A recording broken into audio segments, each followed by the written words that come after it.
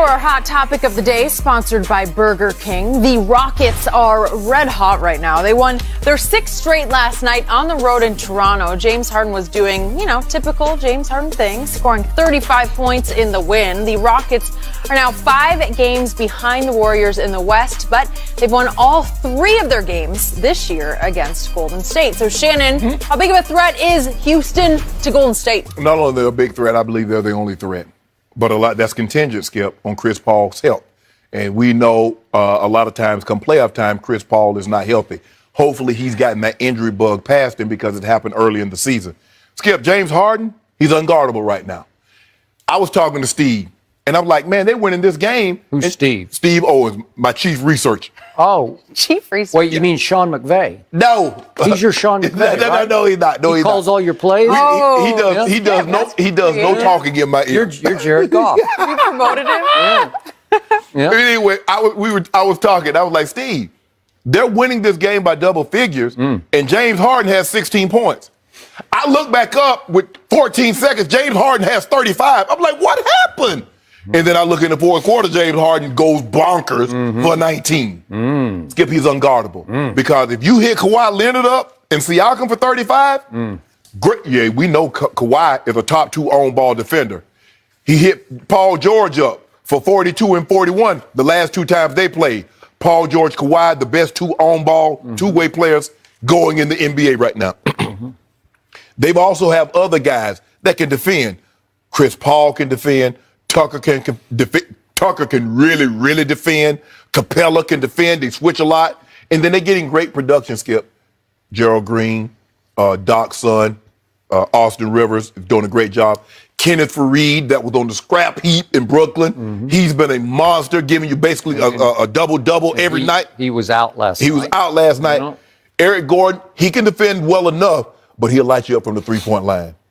Skip, to beat Toronto in Toronto, who were 27-6 going into that game last night, and in the fashion by double figures, and you mentioned, and Jenny had to read, that they've done what they've done to Golden State, they're serious. They're serious. The question is, Chris Paul help, and can James Harden be even close?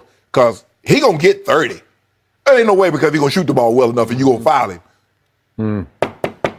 They're the only threat. Not are they a threat, they're the only threat. I'm going to go one step further. I'm starting to like their chances. Seriously. I think this could be their year. Listen, I told you the MVP race was fluid from night to night. I didn't predict it before the year, so I'm just sitting, eye testing night after night. And for a while, Paul George made a run. Yes, he did. And then he got hurt. And then he went a little cold, and he stayed cold on his return last night at Minnesota, and they lost. Thanks to Karl Anthony Towns, 41-14. But Paul, Steven Adams. Yeah, and Paul got cooked by Minnesota, so he's falling back. All of a sudden, I look up, and James Harden is pulling away in the MVP race. And I tweeted this on Sunday while they were playing at Boston. He looks like an alien to me now, who's he's toying with the humans who guard him 2 at a time. Yeah. He's just toying with them. They can't. Last night, Toronto was all over him. Sometimes 3 would run at him. Yes. And it just wouldn't matter. He would be patient, take his time, keep his dribble, and then he would snake up through them, under them, and find a way to create a shot. And what I saw in the fourth quarter at Toronto, not an easy place to win. No. I saw for one of the first times from James Harden, I saw cold-blooded killer that I haven't seen before. I don't love him. I don't trust him when the stakes are the highest, and I still got to see it in the postseason. But he's looking different to me. He's looking like a guy who has finally figured it completely out, and he's playing with guts now. He's not second-guessing. He's not doubting. Right. I don't see any doubt left in him. Right. It's going to be the fourth. Going into the fourth quarter, he's 6 of 23. He comes out and goes in the fourth quarter. Now he's in the fourth quarter. He's 6 of 7. And made both his threes. So you go, he has 16 points through 3 quarters on 6 of 23 shooting. He ends with 35 on 6 of 7 shooting for 19 in the fourth quarter alone. Skip, What makes his shot so unstoppable, Skip? Not only is he stepping back, Is because the we've Eagle seen guys quarterback shoot the step moving back. forward? But what he's doing, he's stepping back and stepping to the side. So how do you do that? If you try to, because you can't guess if he'll shoot the step back, boom, but then he take like 3 steps, shuffle. Yep. He does everything so nonchalantly, and it seems effortless, and he doesn't seem that quick to me, but it's quick. Yes. Because the release is quick. He's getting it away with hands everywhere. He got handles, Skip. Yep. And he slide to the left 2 times. Wah. And now he's got that floater down cold, man. Yeah. He just floats in the lane, and it's not, listen, on the dead run, to be able to just sort of float it from 5 feet and swish it. No spin, the ball just like dead. It's like just dead. Yeah. And he has, we talk Kyrie, and Kyrie has the best handles that I've ever seen. Rod Strickland had. You remember Rod Strickland? He had handles too. Isaiah could pat the rock. But James Harden, for a guy as big as he is, he's 6'5". But you know what, Skip? It's that left hand. Yeah. We had never seen a guy that can do what he's doing left. Most of the great scorers, all of them been right-handed. But he's left. It's something about left-handed. Left-handed boxer, left-handed tennis player, left-handed pitchers. It doesn't matter, Skip. You got that. It's me. Oh, so that explains it. Not even hiding it. If you can go get 35 against Kawhi, if you can get 42 and 41 against Paul George, Skip, ain't nobody got no chance against you. And listen, shout out to our man Austin Rivers, Doc's kid. Yes. What a great pickup he's been. Yes. He made 3 or 4 threes. He does this on a nightly basis. Gerald Green. Yeah, you can make those threes. And Capella plays as hard as anybody in the league this side of Patrick Beverly. Yes. But he's Patrick Beverly on the backboards. Skip, I watched him last night because I watched, especially to the half. Capella will get the ball. He'll pass it to James Harden or Chris Paul, and he's on a dead sprint to the front of the rim. He does. You better get on your horses, because if you don't, he's going to get a lob dunk, or they're going to pass it to him, and he's going to dunk it on you anyway. Yep. I mean, he's sprinting to the other end of the court.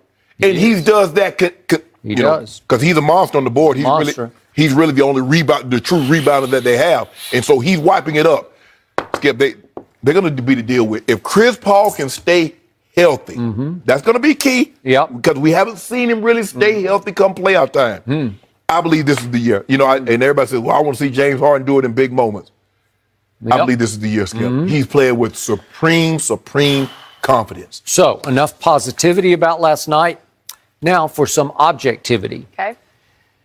Toronto's going to have a hard time when its new star, number 2, decides to play on an every other nightly basis. And I was impressed last night. He decided to play against the Houston Rockets. Why wouldn't? Because a lot of times he doesn't. He hit this lucky shot against Portland. And that wasn't lucky, Skip. Don't do that. All around the rim. I don't know how it sucked in, but it fell in, and he hit the game winner. I immediately tweeted, watch what comes next. He's going to take the next game off. You know that. Number 2 took the next game off. You know he don't play back-to-back. You know he don't play back-to-backs.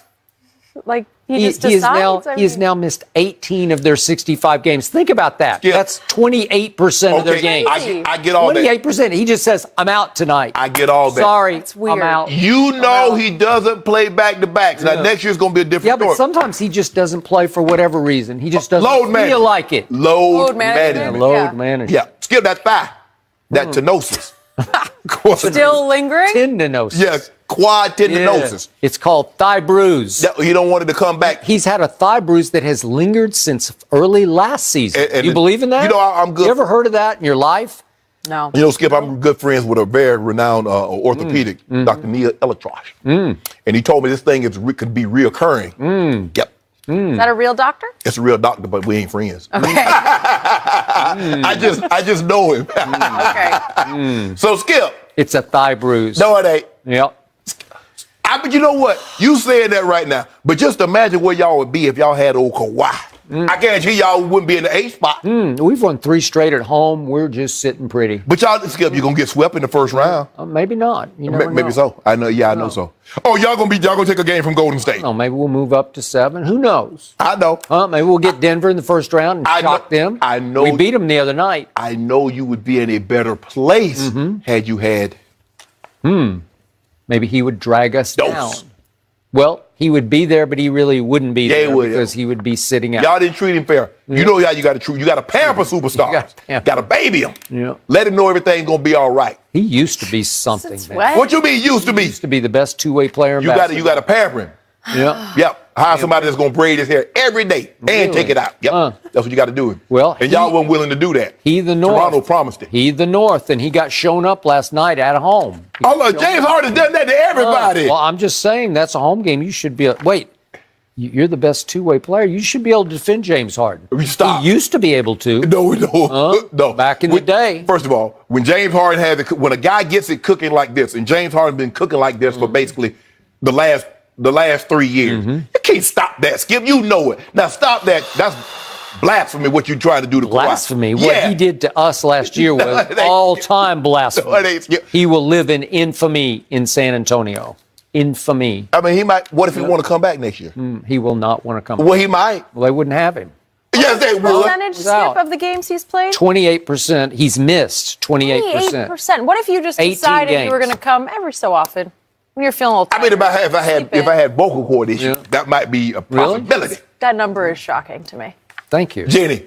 Thank you. It is. You're not a Hallmark card. Okay, you're more like something else that is a little shocking is LeBron's legacy about to take a big hit. We'll discuss that with Stephen Jackson next.